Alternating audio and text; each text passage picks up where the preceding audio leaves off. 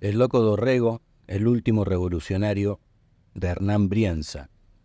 Capítulo 3. El sol del 25.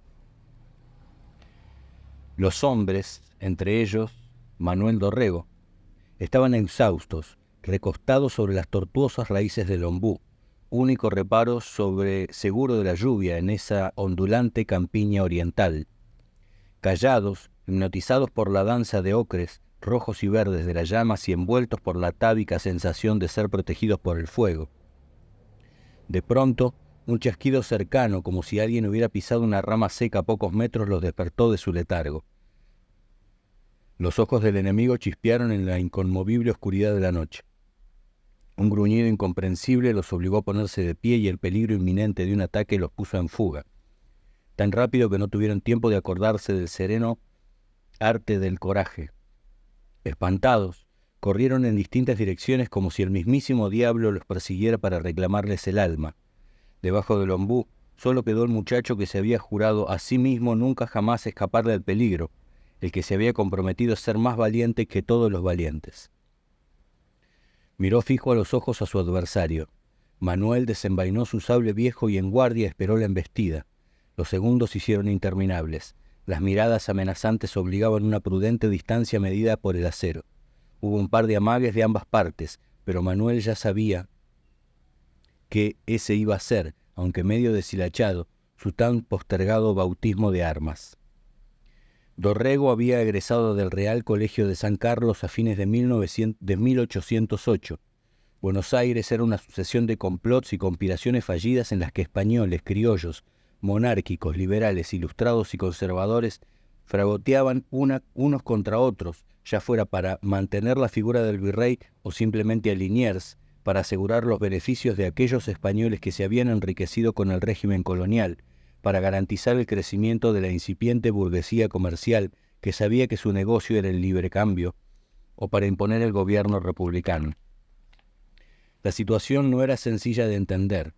Tras la defensa, el Partido Patriota, llamado así porque sus miembros habían jurado fidelidad al rey y a la patria, estaba liderado por los dos héroes antagónicos de la Reconquista y la defensa, Liniers y Martín de Álzaga, y por el abogado Mariano Moreno, y consistía en una extraña alianza entre dirigentes europeos y criollos con los sectores populares.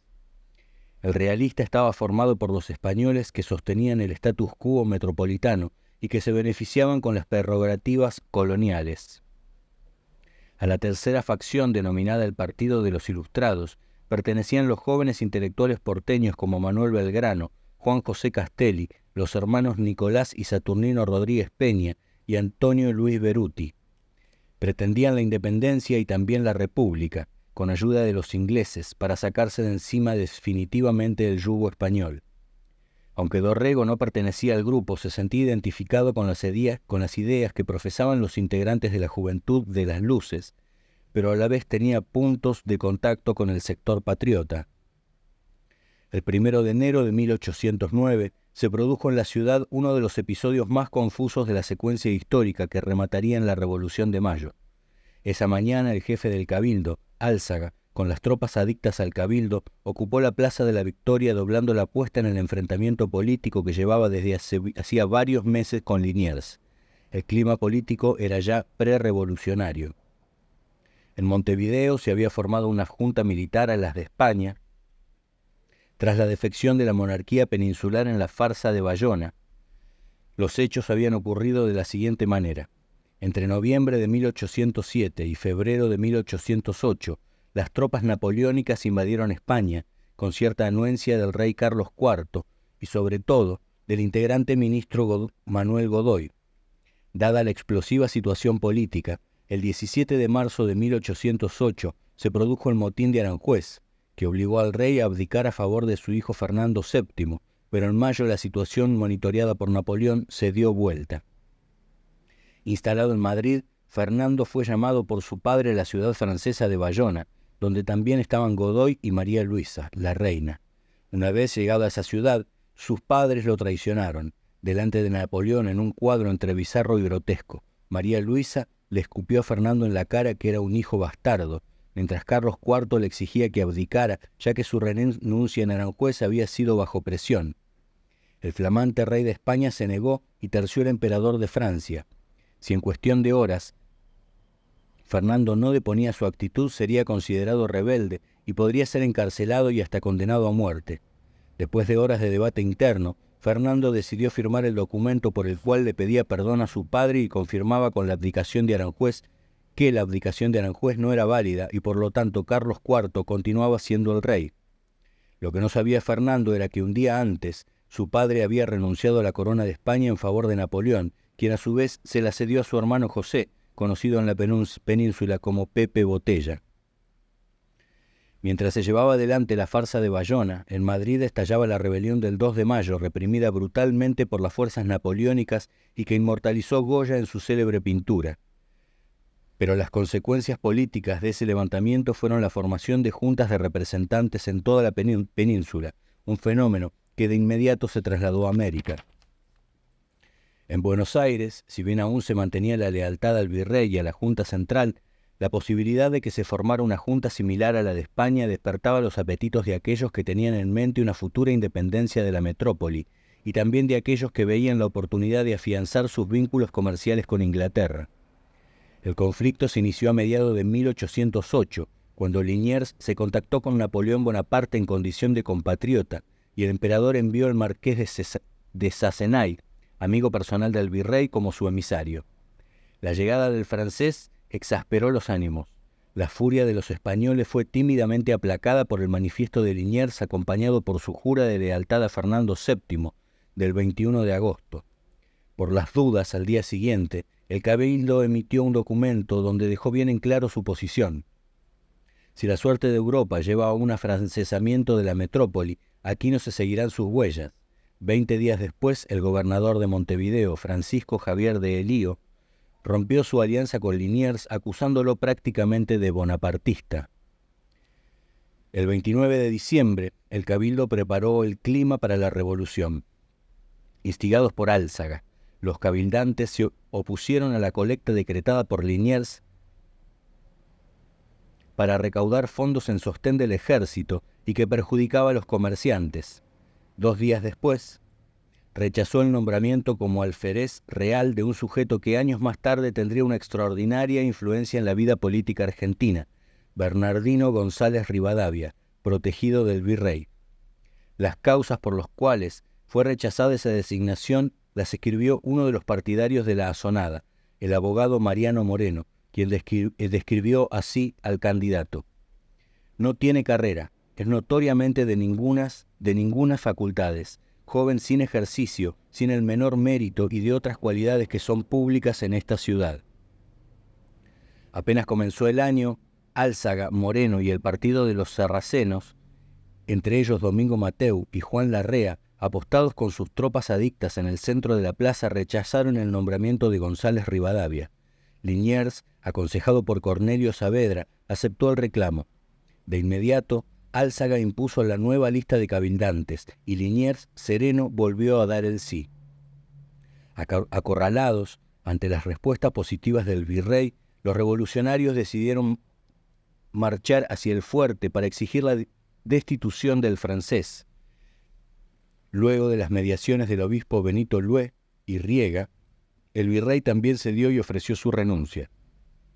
Pero cuando iba a hacerla efectiva, las tropas de Saavedra, comandante del regimiento de patricios, irrumpieron en la plaza desbandando a los complotados. El saldo, muchos de ellos sufrieron la prisión, algunos debieron esconderse en sus casas por un buen tiempo y otros escaparse a Montevideo. Es difícil establecer realmente qué fuerzas pulseaban esa mañana. Sin duda estaba en pugna las facciones patriotas, pero todos los personajes de la historia argentina estaban en veredas opuestas. Álzaga era un reconocido defensor de los intereses de los comerciantes españoles, pero también un republicano que no escondía sus ambiciones por convertirse en virrey, en gobernador, en presidente y, si la ocasión se presentaba, en rey americano bajo la tutela española. Pero a su lado había probados liberales revolucionarios como Moreno. Del otro lado, Liniers, que contaba con la simpatía de los sectores populares, era apoyado por Saavedra, acaso el sector más conservador de la Revolución de Mayo y el vértice de la alianza pueblo-ejército, pero también su protegido era un ultraliberal, Bernardino Rivadavia. En 1811 Rivadavia se convertiría en el poderoso secretario del primer triunvirato, compuesto por Juan José Paso, Feliciano Chiclana y Manuel de Zarratea, y unos meses después tendría la oportunidad de vengarse de Álzaga. En 1812 este último fundó su partido, el Republicano, que pugnaba por la independencia de América, pero bajo la tutela española y no inglesa, y preparó una conspiración contra el gobierno patrio. Rivadavia no dudó, y tras capturar a los cabecillas los ejecutó y exhibió sus cuerpos en descomposición durante 3 días. Unos meses después, en octubre, las tropas comandadas por el recién llegado José de San Martín protagonizarían el primer golpe de Estado de la historia argentina para derrocar al poderoso secretario. Pero en 1809 todavía no ocurrían esos acontecimientos, y entre los que debían huir de las manos de Liniers estaba el liberal catalán Salvador Cornet, casado con una prima de Dorrego. Por decisión de su padre, el muchacho ya había despachado su equipaje rumbo a Santiago de Chile, donde estudiaría Derecho en los años siguientes. Pero la necesidad de ayudar a su familiar obligó a José Antonio a encargar a su hijo menor, Manuel, que ya había proclamado su pasión para el heroísmo y las armas, que lo acompañara hasta Montevideo, donde lo esperaba el cobijo de Elío. Manuel y Cornet debían encontrarse en las barrancas de San Fernando, donde se había refugiado el catalán. Allí encontraron a un sargento que había participado de la sonada y que también procuraba llegar a la banda oriental. Alquilaron una pequeña embarcación en la que escondieron sus ropas y sus armas dentro de unas bateas prestadas por unas muchachas lavanderas, y ellos se lanzaron al río como si fueran simples bañistas. Luego de nadar unos metros, subieron a la embarcación hasta perderse en el río. El viaje fue dificultoso y la corriente se amarrió durante horas a la nave y sus tripulantes, que sufrieron mareos, vómitos y desmayos. Al llegar a la costa, Manuel, el más entero, se dirigió hasta una finca cercana y luego de presentarle una nota de recomendación al propietario, obtuvo los caballos necesarios para internarse en la hostil campaña oriental, asolada por indios charrúas, partidas leales a Liniers, bandas de matreros y perros cimarrones. Estos animales salvajes no eran un peligro para despreciar. Se trataba de una verdadera plaga que llevó al gobierno en 1730 a exigir a cada familia la obligación de matar 2 perros por mes y entregar las orejas como forma de prueba. Los cimarrones se convirtieron en un mito en ese territorio. Las leyendas contaban que eran capaces de correr a tarascones a campamentos militares enteros, y el propio José Gervasio de Artigas los utilizó como fuerza de choque contra sus rivales. Dorrego y Cornet se perdieron varias veces en ese terreno acuchillado por pendientes y colinas y protegido por inmensos bosques impenetrables. Incluso debieron recurrir al engaño para proveerse de caballos de refresco. Y fue el mismo Dorrego quien se hizo pasar por oficial de una partida de campaña y pidió en una estancia animales de recambio. Ese día cabalgaron bajo una lluvia torrencial rumbo a Montevideo, hasta que por la noche se acostaron a descansar bajo el ombú. Cornet escuchaba atentamente al joven hablar con fervor e inocencia de las virtudes de la próxima revolución, de la necesidad de emparejar la situación de europeos y criollos y de los principios republicanos que debían imponerse en América. Cuando los venció el cansancio, hicieron un profundo silencio. Allí los sorprendió el chasquido en la espesura cercana. En segundos, todo se convirtió en un escándalo.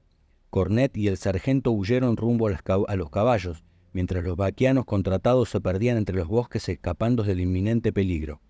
Solo Manuel sacó su sable y esperó sereno el avance del enemigo. Un rugido aterrador resonó en la noche, y de los arbustos se lanzó contra Manuel un cimarrón de pelo oscuro ofreciendo las mandíbulas desnudas como respuesta ante el acero. Manuel dio 2 pasos hacia atrás e intentó aventarlo con la hoja, pero el perro no se amedrentó.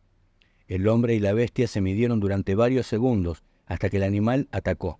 Ligero, Manuel le lanzó un mandoble con la hoja que estalló en el pescuezo del perrazo, que lejos de asustarse lanzó un ladrido y arremetió nuevamente. Entonces Manuel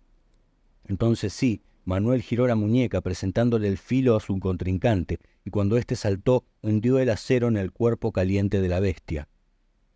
Un gemido de dolor sacudió al animal que atacó una vez más, y obligó al hombre a sentarle sablazos una y otra vez hasta dejarlo hecho una bolsa de huesos y pelos ensangrentados.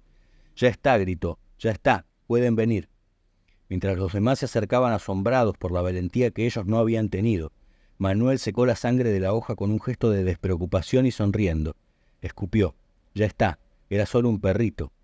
Un día después llegaban a Montevideo y Manuel emprendía el camino de regreso. Tenía ojos negros, grandes y rasgados, vivaces, altivos y nobles. Su mirada era como la de esos perros callejeros que pueden ser leales o feroces en cuestión de segundos, pero que transmiten la seguridad de quienes pueden valerse por sí mismos, que no necesitan de nadie para alcanzar la nobleza. Hablaba con su mirada.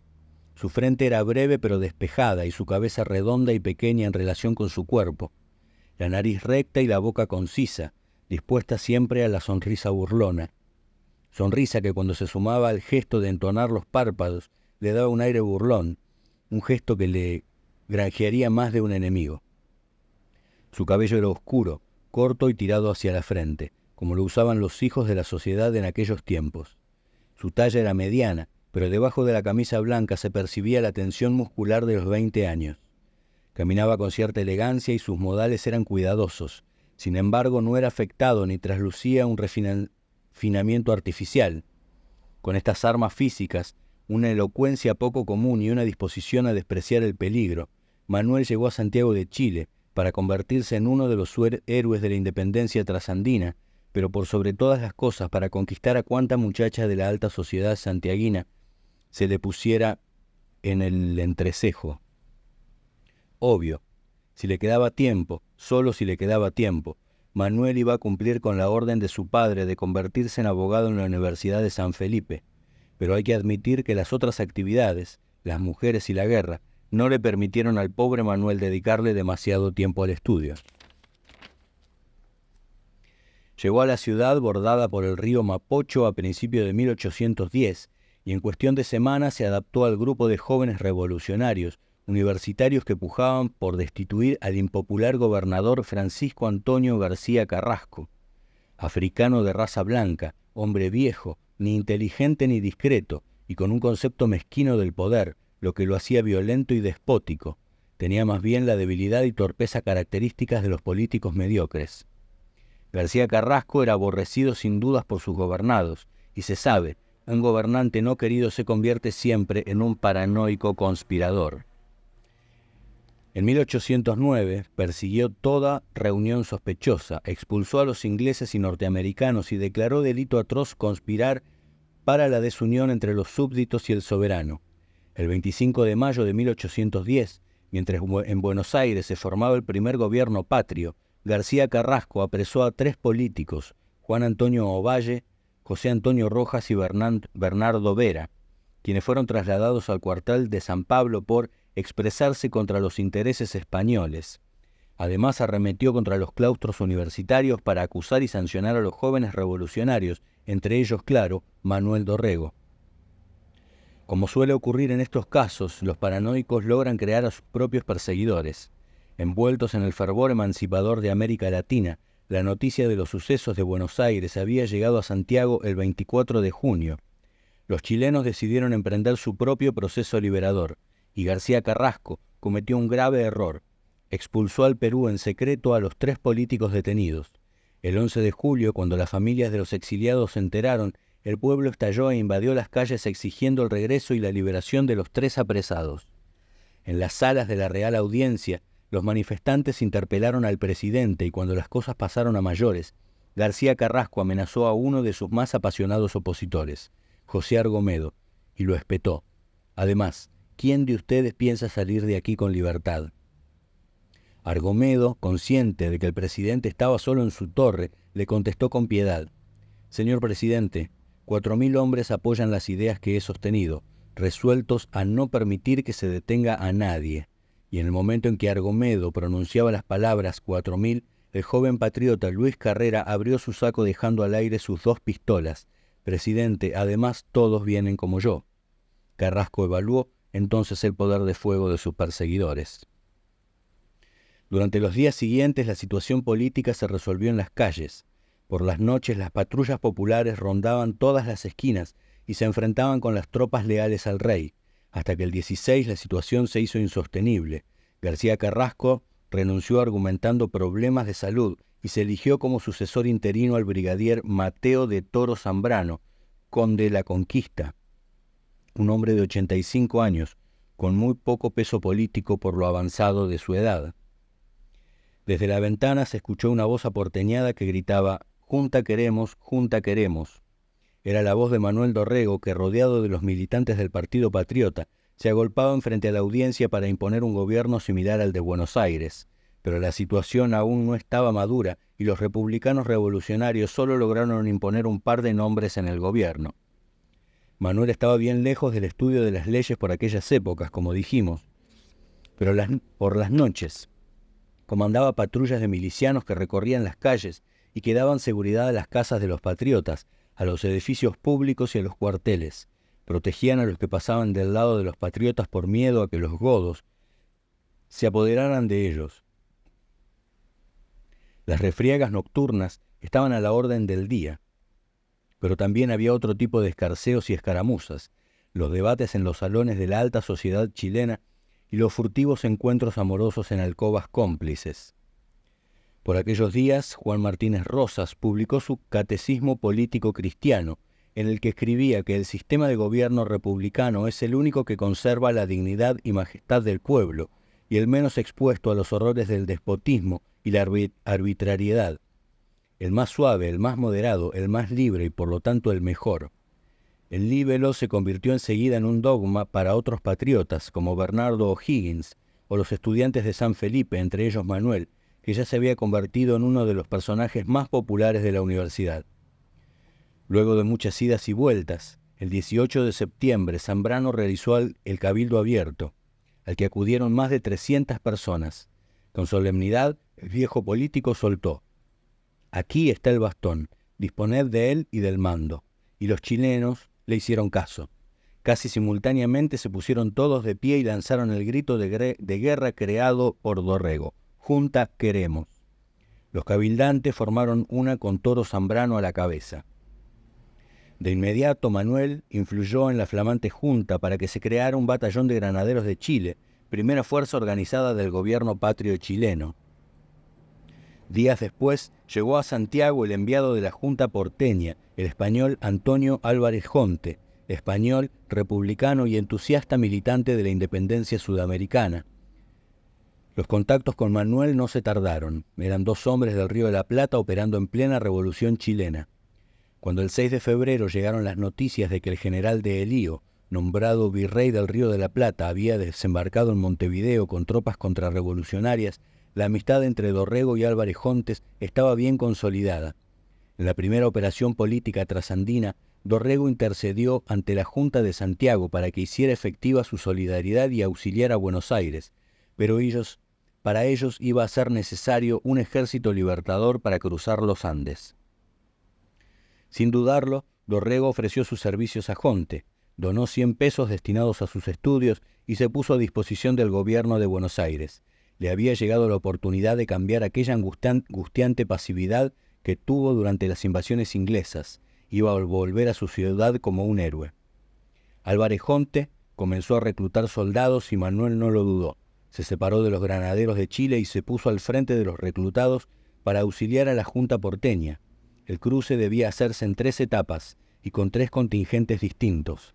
Así, el 9 de marzo de 1811, casi 5 años antes que el general José de San Martín, Manuel Dorrego realizó el primer cruce de los Andes con un ejército libertador americano.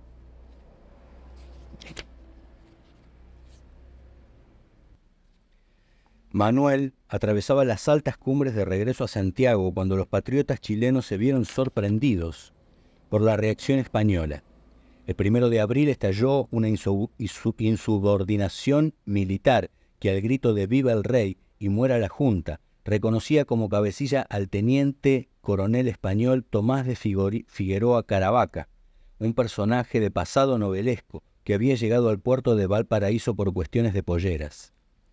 La historia cuenta que Figueroa, además de hábil cortesano, era un don Juan que no se amilanaba ni ante las damas de honor de la mismísima reina. pero una puerta abierta en un momento inoportuno permitió que lo descubrieran en la alcoba de su amada. Noble como un caballero andante, Tomás, para salvaguardar la honra de la doncella, tomó un objeto y prefirió quedar como un ladrón antes que dejar en evidencia sus pasiones. Logró escapar por el balcón, como un Romeo furtivo. Días después, en las afueras de Madrid, una voz indiscreta lo acusó de ladrón. Altanero, Tomás llevó a mano a la cazoleta de su espada y retó a duelo a su contrincante. Con límpida eficacia, Tomás se batió y mató. Por aquellos tiempos, las leyes de la península castigaban al duelista matador como si se tratara de un homicida. Tomás se dio a la fuga y vivió como un miserable escondido en los barrios bajos de Madrid, hasta que un día decidió jugarse una carta y vestido de cura se presentó ante el rey para implorarle su perdón, aun cuando se exponía a la horca. El rey Carlos III, conmovido por las súplicas, optó por indultarlo y mandarlo a su servicio a Chile, un puesto periférico, casi un castigo para un joven que hasta ese momento había tenido una carrera ascendente en la corte. Sin embargo, su fidelidad se mantuvo intacta hacia la corona española. El 1 de abril de 1811, Figueroa, dispuesto a demostrar su lealtad una vez más, se dirigió con su tropa, unos 250 hombres, a la Plaza Mayor para derribar la Junta Patriótica. Pero por un extremo del recinto comenzaron a avanzar las fuerzas leales, que constaban de artilleros y granaderos, y se apostaron frente a frente. Durante varios minutos se desafiaron en esa posición unos a otros, y se miraban a las caras, se reconocían, se olían mutuamente el valor y la cobardía. Al verse en minoría, Figueroa intentó un último ardid. Yo soy patriota, trato de defender al pueblo, unámonos que los mandaré, venga conmigo la artillería, que como oficial más antiguo y entendido me corresponde mandarla. El líder de los leales, el comandante Juan de Dios Vial, miró a los ojos a Figueroa y contestó rabioso: los granaderos no defienden sino a la Junta, dijo y escupió el suelo. Figueroa sonrió y replicó desentendido: pero si yo también la defiendo. La confusión se apoderó de los soldados, más proclives a la acción que al ejercicio de las artimañas y los embustes, hasta que la voz de Manuel Dorrego, que recién había llegado a su casa y corrió de inmediato para la Plaza Mayor, gritó: los granaderos vienen por orden de la Junta, a la que usted se opone por completo. De la única manera que nos podamos entender con usted es si rinde las armas de las tropas que le siguen.